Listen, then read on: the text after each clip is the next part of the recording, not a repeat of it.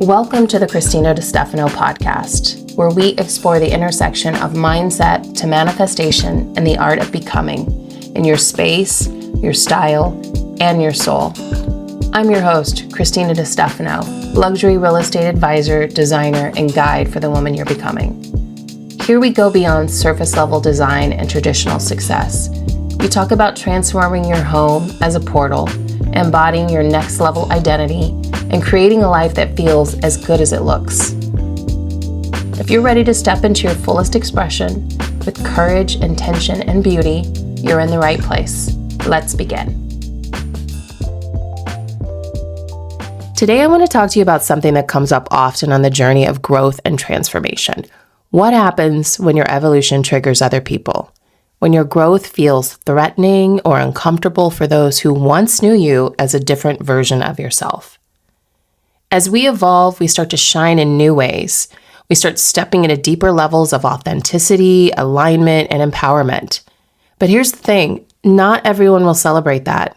In fact, sometimes the people who once loved your old self the most, well, they can be the ones most resistant to your becoming. Recently, I shared something online, a piece of content that reflects where I am now in this chapter of my life. And I received a message from someone who told me they missed the old me and that they didn't understand my new content.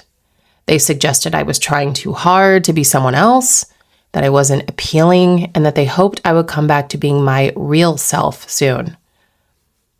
And as I read it, to be honest, it stung. Because when someone implies that your truest, most aligned self isn't good enough, it can feel deeply, deeply personal. But after I took a moment, I realized this was such a perfect example of the mirror effect. When we step into our power and embody our true selves, we hold a mirror up to others. They're forced to see not only us differently, but themselves. Your expansion might remind them of the ways they've stayed small. Your courage might highlight their own fears. Your authenticity might call them to confront the parts of themselves they've ignored or suppressed. And the truth is, that's not your responsibility to manage. We are not here to stay frozen in an old version of ourselves to make other people comfortable. We are here to grow, to evolve, to honor what feels true to us. We don't, excuse me, sorry for the cough. I'm still a little funky on my voice and this thing that's happening, but soon, hopefully it will go away. Anyway, what I was trying to say is that we don't need to justify our growth or to shrink ourselves to fit the expectations others created for us. This really affected me because it triggered a lot of old feelings of being bullied growing up and just always being hypersensitive to wanting to be liked and wanting to be valued and not wanting to be singled out for being different. So this was highly triggering for me. And I had to really pause and step back and really kind of understand that I do not believe in fighting or defending my growth. I took a moment to respond to her message with kindness and clarity, and I let her know that my podcast actually started in 2018 and that I've always shared different sides of myself and that I feel more aligned and authentic now than ever before.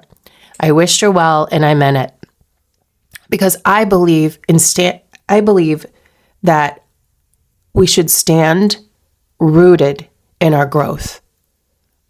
Growth is not something to defend. And when we start to defend it, it's a slippery slope that we go down. And I want to go deeper into that. And I'm going to provide you with some things to reflect on at the end of this podcast.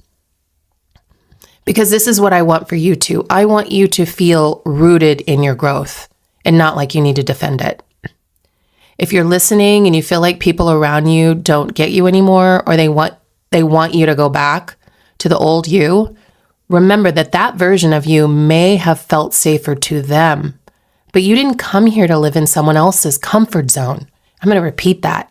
You did not come here to live in someone else's comfort zone. You came here to live fully and freely as yourself. You don't owe anyone an old version of you. You don't have to keep explaining or proving yourself. The people meant for your journey will understand this, or at least respect your becoming. The rest are simply not meant to come with you into this new chapter, and that's okay. As you continue to grow, remember to honor the softness in yourself, that part that wants to be liked and understood and accepted. But you also need to honor the strength that knows your true self is worth it, even if it means disappointing people along the way. You are not here to perform a version of yourself that pleases the world. You are here to embody the woman you are becoming. So I invite you to pause and ask yourself, when was the last time I felt like I had to defend who I am? When did I find myself over-explaining my choices, my growth, or my dreams? When did I feel the need to justify what I've changed or why I no longer fit into the spaces where I once did? Sorry about the cough. When was the last time I felt like I was performing a version of myself to keep the peace or to avoid disappointing someone? That's a big one for me. So I'm going to repeat that. When was the last time I felt like I was performing a version of myself to keep the peace or to avoid disappointing someone? What part of me was I hiding in that moment? We do this so easily. We shrink, we edit ourselves, we package our truth into something more digestible to others. But what version of yourself are you keeping tucked away because you're afraid of what it would mean to be fully seen? What part of you is waiting for permission to come forward? Honoring your softness, I can't talk. Honoring your softness doesn't mean betraying your truth. Softness is not weakness. Softness is a part of you that craves connection and wants to belong. It's tender, it's human, it's real. But your strength is the guardian of your soul. Your strength is what stands at the door and says, this is who I am now, even if you don't understand me, even if you feel uncomfortable, even if you decide to walk away. When you honor both your softness and your strength, you come back to your center. You return to your wholeness. You realize that your worth does not depend on external approval. It lives inside of you. So here are a few gentle practices to help you honor both. Pause before you explain yourself.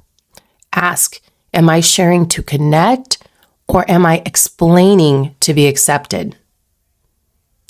Write a letter to the part of you that wants to be liked. Tell her she is safe, even if not everyone approves. So let me repeat that. Write a letter to the part of you that wants to be liked. Tell her she is safe, even if not everyone approves. That's really big for me. I saw a meme on Instagram and I posted it on my stories that said, take the sticker off your forehead that says, I want you to like me, and put it on your mirror. And that was like that little mind blown emoji. That's what I was feeling when I saw that. I'm like, wow.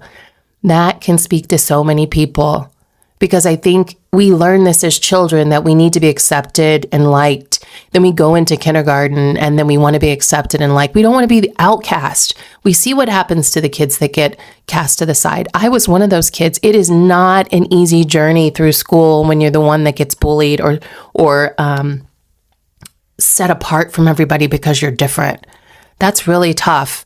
And I think that experience helped me to, it was, when I look back on it now, I know it was there to serve me, but it became a lifelong journey to this realization. And here I am, an adult woman, finally feeling comfortable to stand in my truth.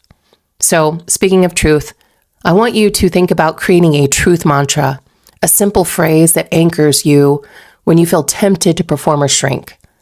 For example, I'm allowed to change. I am whole as I am. Keep that truth mantra. That is your anchor. So when you're in these situations, you can say to yourself inside, I'm allowed to change. I'm allowed to change. I'm allowed to change.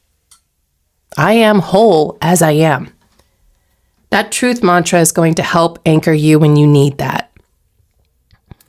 This is a good one. Practice disappointing people. Wow, what an act of rebellion. Start small. Say no to something you don't want to do. I mean, it's as easy as that. And allow the discomfort to pass through you without self-betrayal. That is a really big one, because that discomfort is something that you may find as you start practicing disappointing people. You may start to like that discomfort and get so comfortable with that discomfort. And when I say like it, you will like it because you realize you're honoring yourself, and that is a good feeling. Use the mirror effect as a compass. I love the mirror effect as a compass. Remember, when someone is disappointed in you, it's often a reflection of their own unmet needs or fears, not a verdict of your worth. So you're going to ask yourself today, where am I still performing? Where am I hiding? What would it look like to live fully expressed, even if it means being misunderstood? What might open in my life if I stopped asking for permission and start embodying my truest self? This is how you set yourself free. This is how you become the woman you are meant to be, fully expressed, fully whole, fully alive. Because the world doesn't need another perfectly edited version of you. It actually needs you, the real, radiant, powerful, multi-dimensional you. All right, babe. So before we go, I want to share something exciting. I'm working on my new book. I'm actually done with it. I am going to be publishing it on Kindle publishing through Amazon. So this is a whole new experience for me. I'm usually the ebook person who gives away my writing for free. And this is a really big thing for me to finally ask for a monetary exchange, my book for money. This is a great stretching moment. And if you are interested in understanding how to publish a book or something like that, let me know. Because if this is something that enough people are interested in, then it's something I will definitely share with you all. But anyway, I want to say that I'm working on my new book. It's called The Powerhouse Handbook: Mic Drops, Mindset Shifts, and Manifestos for the Woman You're Becoming. This isn't just a book, it's a companion. It's a mirror and a spark for your journey. It's designed to remind you that you are not waiting to become her, you are already her. This handbook is meant to travel with you, inspire you, and keep you anchored in your deepest truth, even on the days when you feel far from it. Something I designed that I myself can keep with me. That's where this all began, through creating notes on my phone and then referring back to these notes on my phone. And I just started creating so many notes. I'm like, you know what? I got to put this in a book. This is a book that I want to make that I can keep in my purse. It's red. The cover is red, so it's something that I can see, that I can spot when I need to, like when I need that reset. And maybe I don't even know I need that reset, but I'm getting in my bag for something and I'm like, you know what? I need that reset. I need this book. So I designed it to be extremely portable and eye-catching for that very reason. So stay tuned for release details. I am planning for the end of this month. It will be available on Amazon very soon, and I can't wait for you to hold it in your hands. Thank you for being here with me today. If this episode resonated with you, I invite you to share it with someone who might need this reminder. Be that friend, okay? And remember, you are not starting over. You are starting fully expressed, and I can't wait to see her. And on that note, sending you so much love from New York. Mwah.